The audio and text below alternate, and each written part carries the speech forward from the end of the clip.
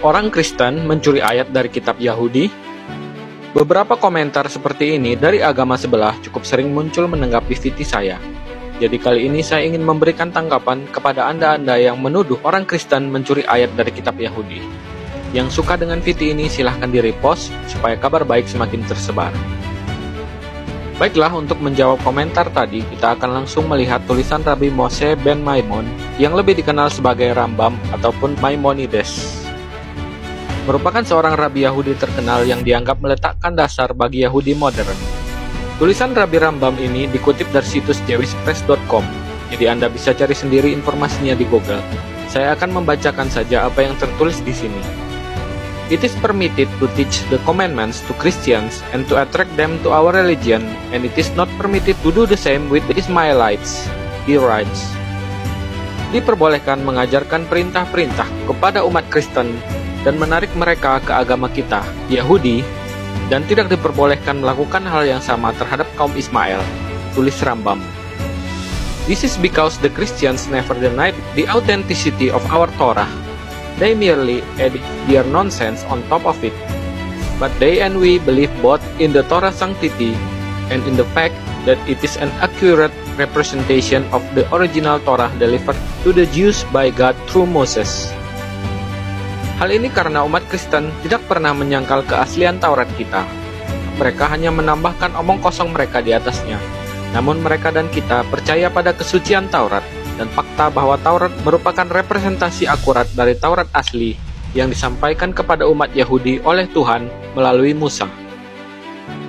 The Muslim, on the other hand, even though their Quran describes the giving of the Torah to the Jews, they insist that in every point where their version differs from what's in our Torah, this is because we either made a mistake in copying our text or worse, falsified our text. Sebaliknya dengan kaum Muslim, meskipun Al-Quran mereka menggambarkan pemberian Taurat kepada orang-orang Yahudi, mereka bersikeras bahwa versi mereka berbeda dengan Taurat kita, dengan menuduh kita melakukan kesalahan dalam menyelip teks, atau lebih buruk lagi, memalsukan teks kita.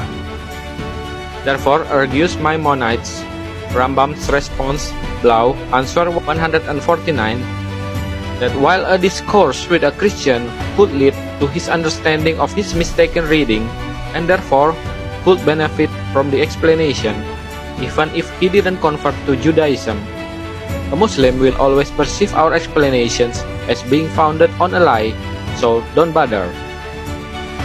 Oleh karena itu, Maimonides berargumen dalam responsa Rambam Blau jawaban 149 bahwa sementara penjelasan kepada orang Kristen dapat menuntun pada pemahamannya akan kesalahan pembacaannya itu, dan oleh karena itu dapat diluruskan dari penjelasan tersebut bahkan jika ia tidak berpindah agama ke Yudaisme.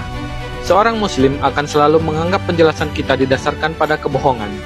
Jadi jangan repot-repot. Maksudnya di sini jangan repot-repot memberikan penjelasan Taurat kepada orang Muslim. Selain pandangan Rabbi Rambam tadi, sebagai rabi besar yang ajarannya memberikan dasar bagi Yudaisme modern, perlu juga dicatat bahwa Yesus Sang Mesias dalam pengajarannya pun menggunakan kitab Yahudi, sehingga orang Kristen sebagai pengikut Yesus tentunya mewarisi hak untuk menggunakan kitab Yahudi.